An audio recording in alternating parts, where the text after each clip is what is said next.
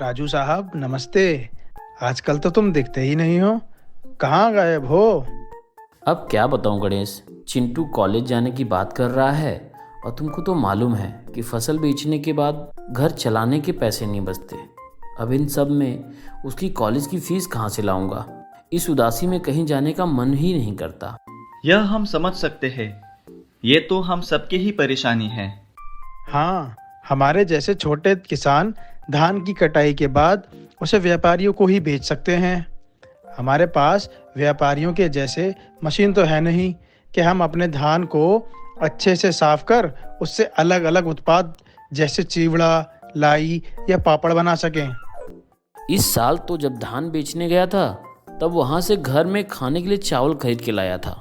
बताइए, साल भर धान उगाकर भी अगर घर चावल खरीदना पड़ जाए तो इसका क्या ही मतलब है। अरे देखो, आज बाजार में कौन मिल गया। भाई लोग, ये मेरी चचेरी बहन भूमि है। पास वाले गांव में रहती है। भूमि और हमारे जीजा जी भी चावल की खेती करते हैं। यह हमारे मित्र हैं गणेश और श्याम जी। नमस्ते। यह दोनों भी मेरी तरह किसान हैं। आज इस गांव के बाजार आना कैसे हुआ? भूमि का ऑर्डर था। यहाँ के किराने की दुकान में वह अपने खेत के चावल बेच रही थी। दिवाली के बाद उसका शहर में भी कुछ ऑर्डर आया हुआ है। ये देखो भूमि के चावल के पैकेट। भूमि, यह कैसे? तुम्हारा भी तो धान का खेत छोटा है, लेकिन तुम अच्छे से चावल बेच रही हो और लगता है मुनाफा भी कमा रही हो। हाँ भूमि जी, अपनी मशीनें कैसे खरीदें? हमारा हाल तो ऐसा है कि या तो हम खेत बेच दें या फिर खेत के साथ पास ही के शहर में मजदूरी भी कर लें। आप लोगों ने सामुदायिक सेवा केंद्र के बारे में सुना है? यह क्या है? इसके बारे में तो हमने कभी नहीं सुना। किसान आपस में मिलकर किसान कोऑपरेटिव या एसएचजी बना सकते हैं, जिसके अंतर्गत वो एक सामुदायिक सेवा केंद्र स्थापित करते हैं। इस सीएफसी केंद्र की सहायता से किसान बैंकों, कमर्शियल इंस्टीट्यूट या सरकार से मशीन खरीदने और सेवा केंद्र चलाने की मदद ले सकते हैं। क्या आप इस केंद्र को चलाने और साथ ही साथ मुनाफा के बारे में विस्तार से बता पाओगी? जरूर श्याम भैया। सामुदायिक सेवा केंद्र में हम फसल के अनुसार मशीन लगा सकते हैं, जैसे भूसे की मशीन, ऑयल एक्सपेलर, जिसके उपयोग से हम अपनी फसल को अनेक बाजार में बिकने वाले उत्पादकों में बदल सकते हैं। अगर आसपास के 10-20 गांव भी आपस में मिलकर एक सामुदायिक सेवा केंद्र का निर्माण करते हैं और उसमें फसल संबंधित मशीनें स्थापित करते हैं, तो सभी किसान भाई बहन अपनी फसल से अनेक उत्पाद बनाकर कम से कम अपने गांव में तो बेचना शुरू कर सकते हैं।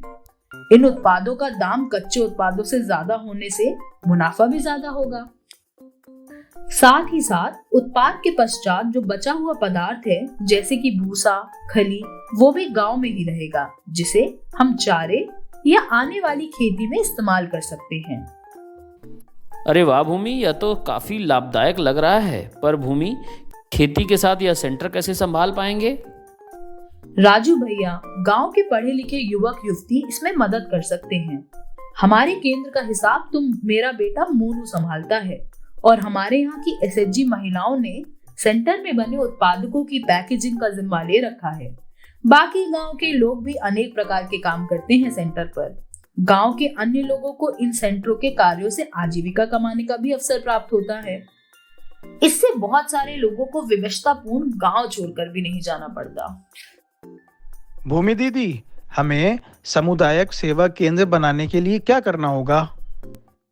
सामुदायिक सेवा केंद्र बनाने के लिए सभी किसान एक किसान उत्पादक संगठन या कोऑपरेटिव बना सकते हैं, जिसके अंतर्गत एक प्रबंधन कमेटी बनेगी, जो कि सभी हिसाब किताब और संगठन संबंधित सारे कार्य संभालेगी।